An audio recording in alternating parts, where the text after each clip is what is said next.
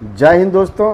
आप लोग कैसे हैं? मुझे आशा कि काफ़ी बेहतर होंगे और अपने जीवन के प्रति उल्लास भरी और आकांक्षा भरी और मेहनत से ओतप्रोत होकर के अपने लक्ष्य के प्रति हमेशा अग्रसर होंगे। तो आज का जो चर्चा होगी, आज की जो अनसंग उस हीरोइन की बात होगी जो मिथिला से बिलोंग्स करती थी दोस्तों। हाँ दोस्तों, मिथिला से बिलोंग्स करती थी। कहते हैं कि मिथिला में दरभंगा जिला के अंतर्गत नरसिंहपुर गांव में 1918 ईस्वी में भाग्यवती देवी का जन्म होता है। और कहते हैं कि उनका पति हरिनारायण झा होते हैं, उन्हीं के साथ उनका शादी होता है। और शादी होने के बाद एक्चुअली वो ससुराल में उनको वो सुख सुविधाएँ मिलती है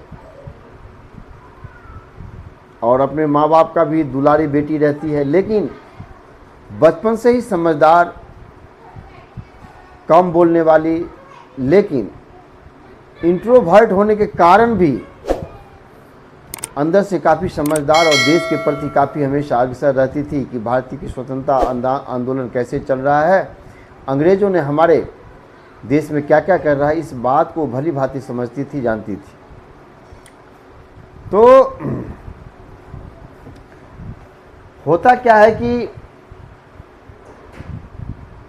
जब वो युवा रहती है तो 1930 के अंतर्गत जब सविनय अवज्ञा आंदोलन, नॉन कॉपरेशन मूवमेंट जब गांधी जी शुरू करते हैं तो उन्होंने इस आंदोलन को समझ करके गांव की महिलाओं को इकट्ठा करके अंग्रेज़ों के विरुद्ध उन्होंने काम करना शुरू किया।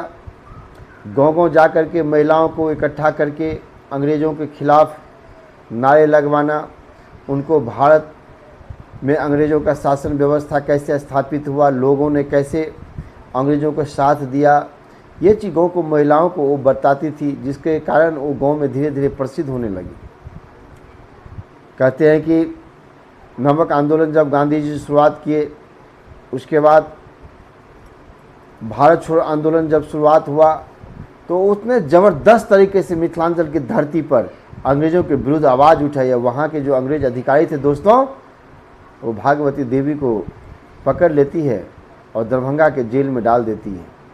बहुत कम दरभंगा वासियों को मालूम होगा, मिथिलांचल वासियों को मालूम होगा कि नरसिंहपुर गांव में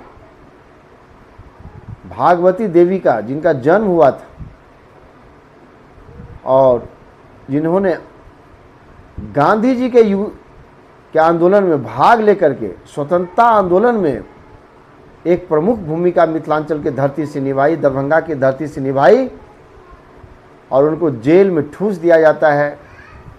और कहते हैं कि आज़ादी के बाद फिर वो जेल से निकलती है तो 1972 ईस्वी में उनको स्वतंत्रता सेनानी घोषित किया जाता है। जब वहाँ से जाती है तो अपने गांव के अंदर वो महिला शिक्षा केंद्र की स्थापना करती है और उसी में वो बच्चे को पढ़ाती है और शिक्षित करती है।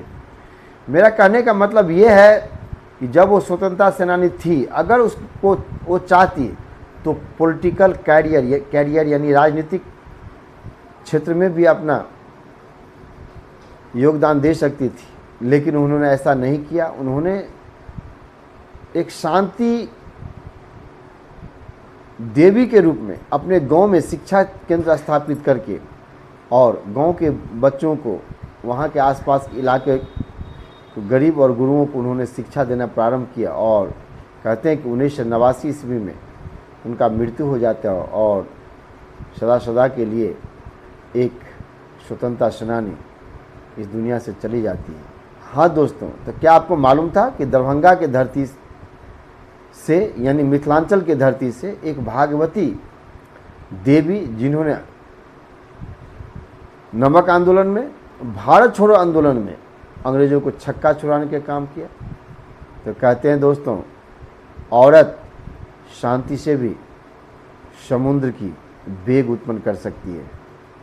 औरत शांति में रहकर भी एक मिराकल स्थापित कर सकती है। तो ये अनसंग हीरो की कहानी कैसा लगा? आप इस वीडियो को ज़्यादा से ज़्यादा शेयर करें ताकि पूरा मिथिलांचल वासी और पूरी दुनिया के लोग और महिला सशक्तिकरण की जहाँ तक बात हो तो इसका एक प्रमुख उदाहरण है। इसी के साथ जय हिंद, जय भारत।